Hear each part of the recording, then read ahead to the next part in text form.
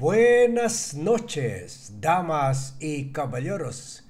Before we call it a night, we made this pre-recorded vlog about Senator Jinggoy Estrada losing his bid, seeking for a withdrawal of his Sandigan Bayan case in relation with the Janet Lim Napoles pork barrel scam, where the senator is accused of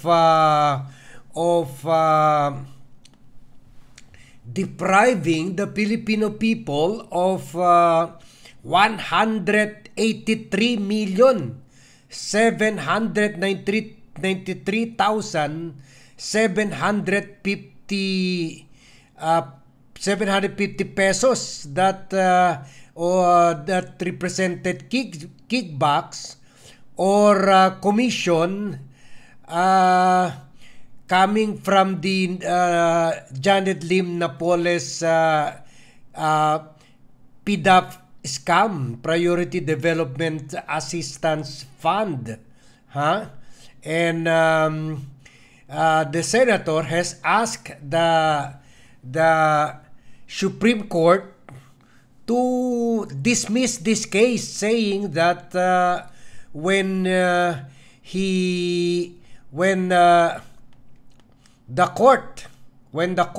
Sandigan Bayan dismissed his plunder case, also related to this issue, it was deemed that, or as he claims, that the dismissal of the plunder case also had the effect of dismissing the graft complaint, because this although the plunder case is extinguished, but the graft and corruption case has remained. Kaso lang yun, available naman itong violation of the Anti-Graft and Corruption Act casean niya. That's why he remains free. But he brought this matter before the Supreme Court, saying that when the Sandigan Bayan dismissed his plunder case, it somehow also dismissed or it has parang nasama na rin po yung dismissal ng plunder case. Sabi niya that dahil gano'n na ang ruling ng korte, dapat i-dismiss na rin itong Sandigan Bayan PDAP scam case o criminal case involving graft and corruption issues, So, pero today, napakamalas talaga ni Jinggoy Estrada today. Today, the court ruled hindi. Hindi, ituloy yan.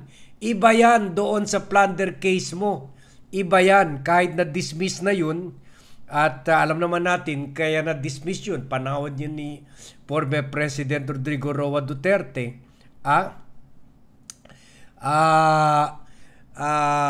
Ito hindi necessarily na masasama doon. Earlier kasi inargue ni Jinggoy, kaya inakyat niya ito sa Supreme Court. Sabi niya itong kaso ng violation of the Anti-Graft and Corruption Act and also the plunder case involves same set of facts and same set of transactions. Yun nga, yung same case na involving 183 million tongpats niya sa PDAP scam ni Janet Lim Napoles. Pero humingi niya ito. Humingi siya sa Sandigan Bayan na i-dismiss na nga ito dahil na-dismiss na nga yung plunder case. Pero sabi ni Sandigan Bayan, hindi namin i-dismiss ito kasi parang lumalabas may pattern of action ka na kumbaga parang nakikita namin talagang corrupt ka, na may mga similar actions, pattern of actions na ginagawa mo na parang pare-pareho, tending to show your criminal tendency, your tendency to rob the Filipino people. Parang ganun na nga ha?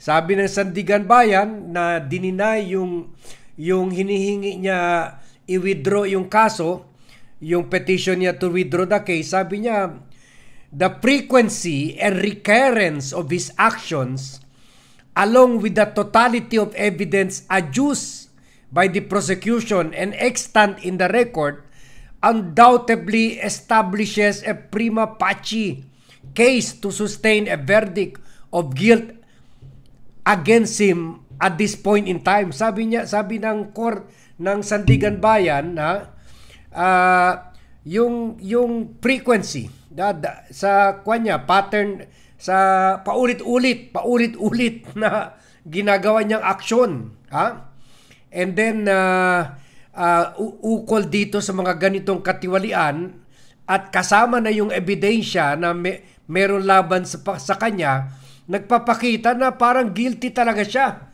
sa kasong katiwalian. Mas lalo na ngayon, if you talk about pattern of actions, andyan na naman siya, na-link na naman sa flood control issue.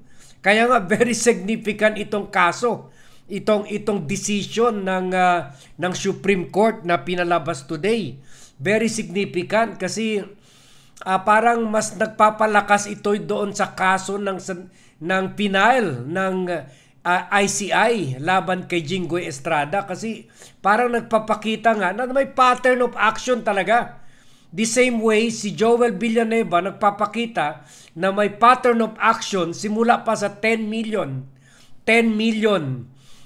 bulati scam sa Janet, during the Janet Lim Napoles scam issue, at napunta na dito sa flood control. So ganun rin si Jinggoy. Kumbaga, itong decision ng Supreme Court mapapalakas ang issue dyan ng ICI or later on ng Ombudsman laban kay Jinggoy.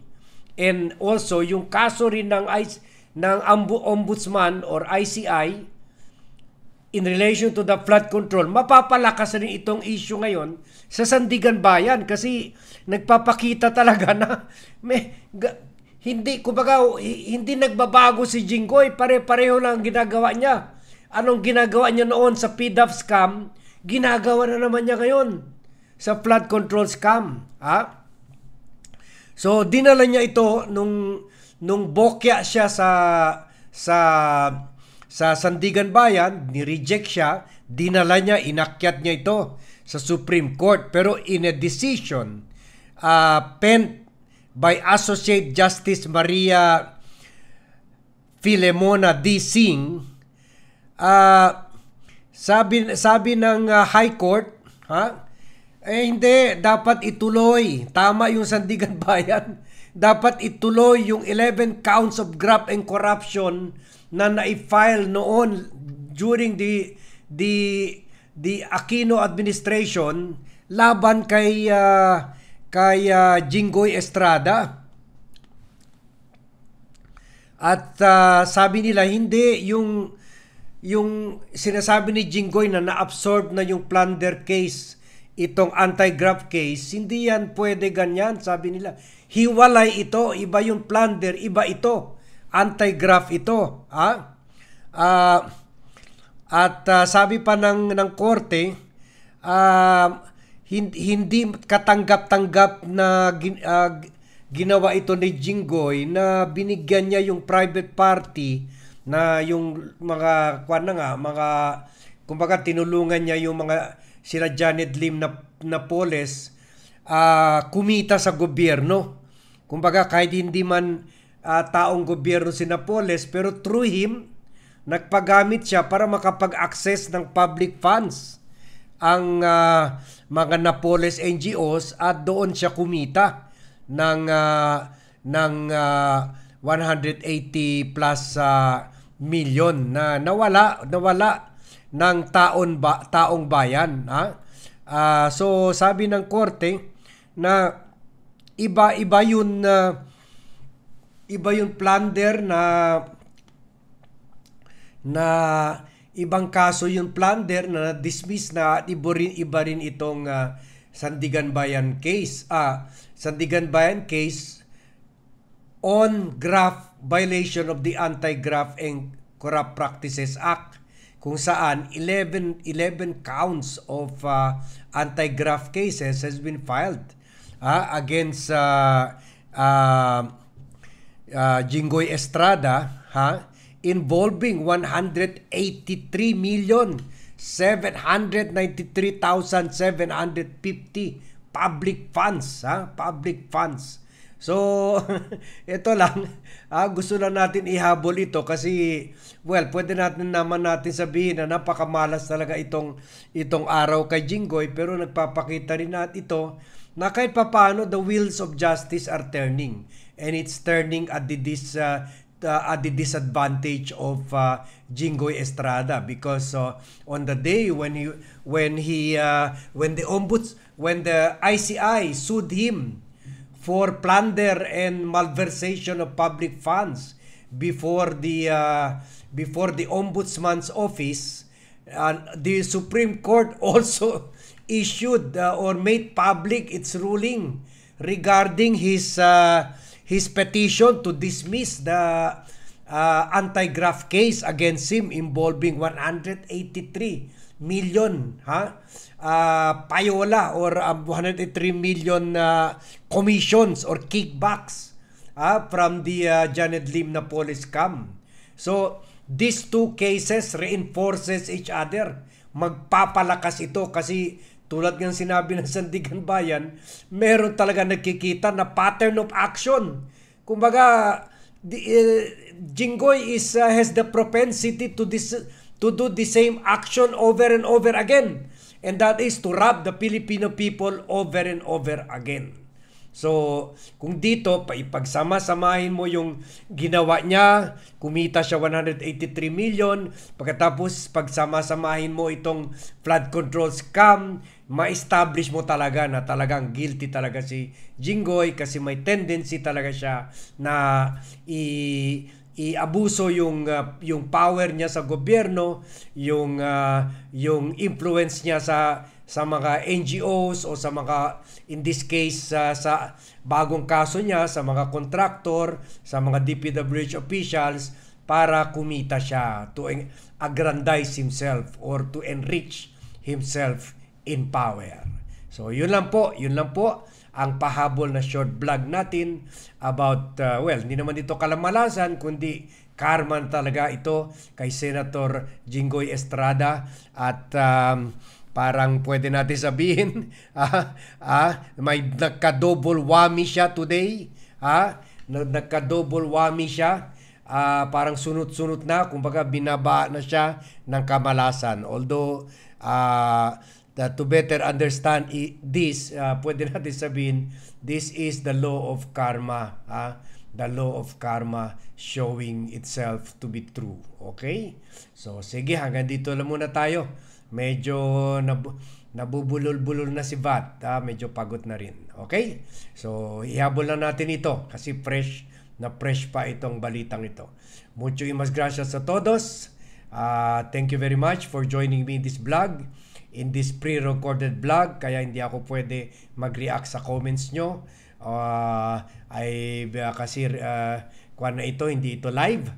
So, buenas noches a todos and see you in my next vlog.